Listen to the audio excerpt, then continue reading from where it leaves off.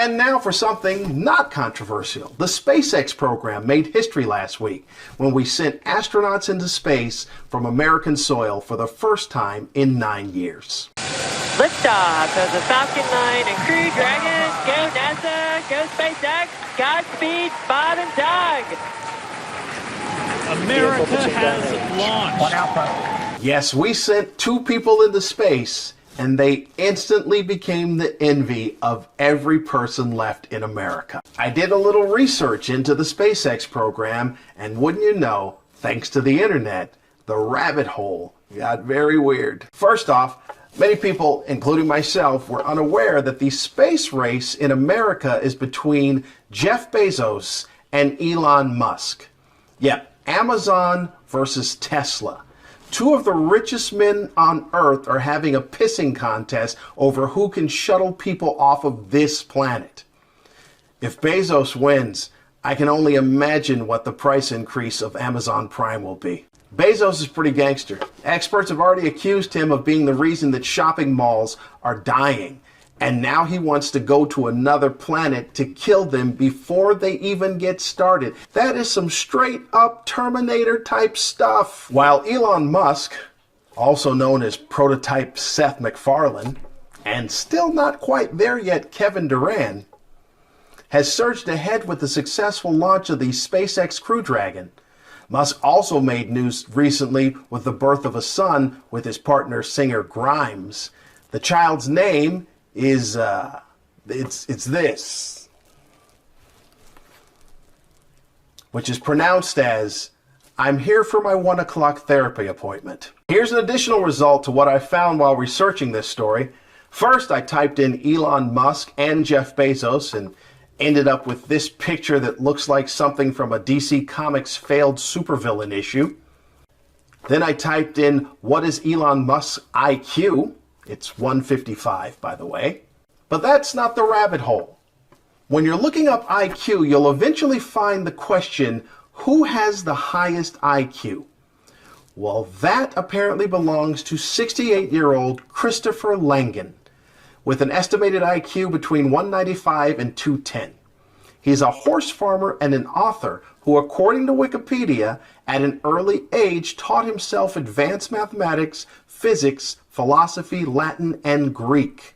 And I know you're thinking, wow, this is all rather impressive, so where's the catch? Well, if your Wikipedia page contains a section entitled Controversial Beliefs, well, here we go. Apparently, Mr. Langan supports a wide array of conspiracy theories, including the 9/11 Truther movement, the white genocide conspiracy theory, and he possesses a strong opposition to interracial relationships.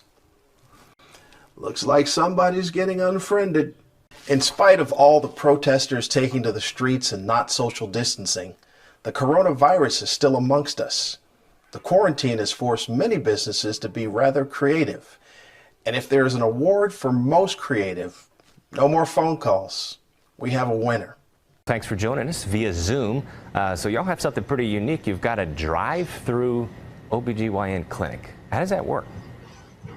Well, we're really excited to be able to offer prenatal appointments and other types of visits at the curbside for our patients so that they don't have to come into the office and potentially increase their risk of an exposure.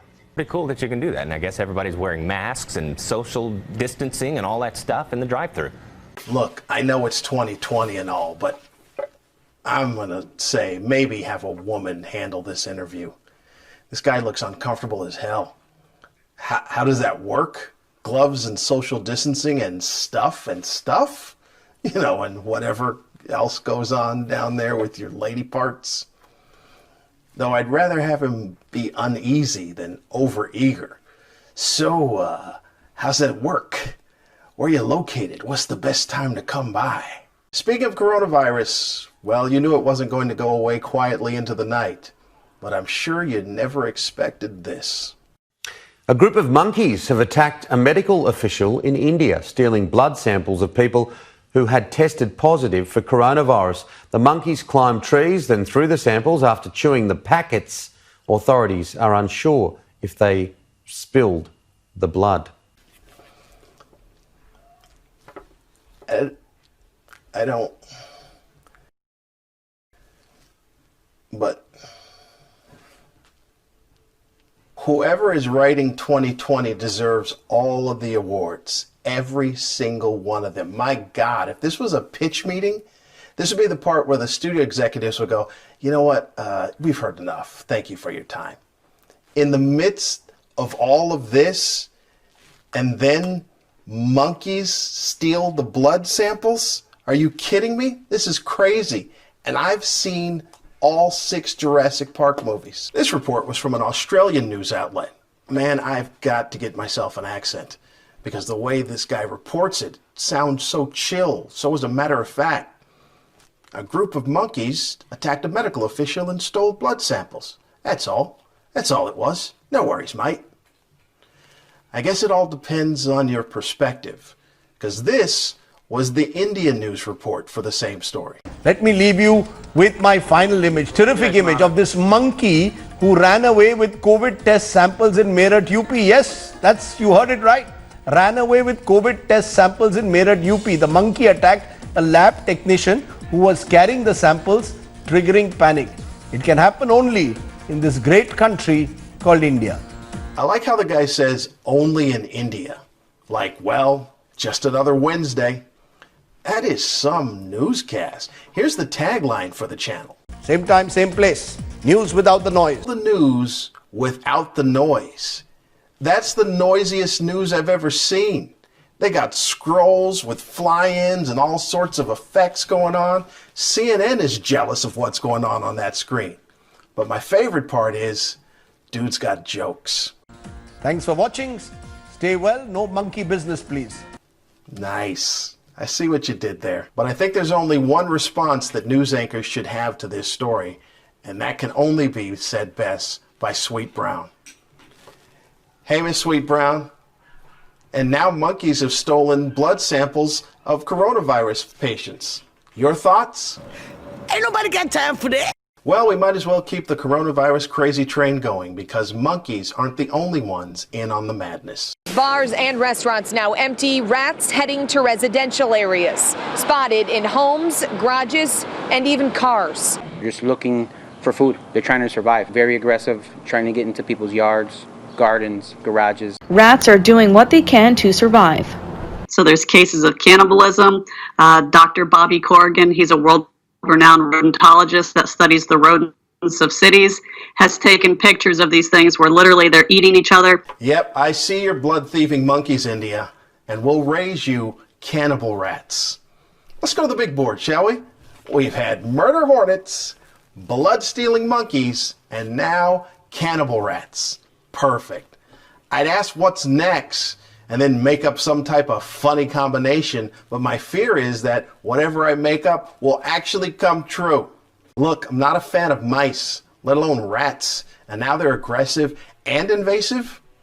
I've had a mouse or two in my house over my lifetime, and it's not pleasant. It's nerve-wracking and stressful. It gives me the same anxiety as if there was a mischievous ventriloquist dummy loose in your house. Mice are the David Blaine of the pest kingdom. You're like, I thought it was right there. Nope. Oh wait, I got it trapped in the closet. And then you open up the pantry. Ah! Fooled you. Let's end this episode of The Now Normal with an upbeat story. As a parent of a high school senior, the pandemic has taken away many things from the class of 2020, and one of the most significant is graduation. Well, a school in Florida has come up with a solution.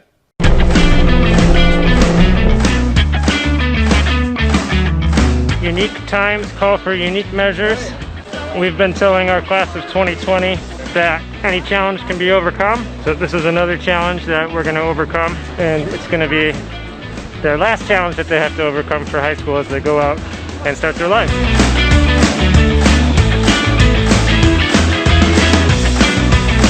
Wow, cool. Yeah, good luck at that school, class of 2021. What, are you going to walk for your graduation?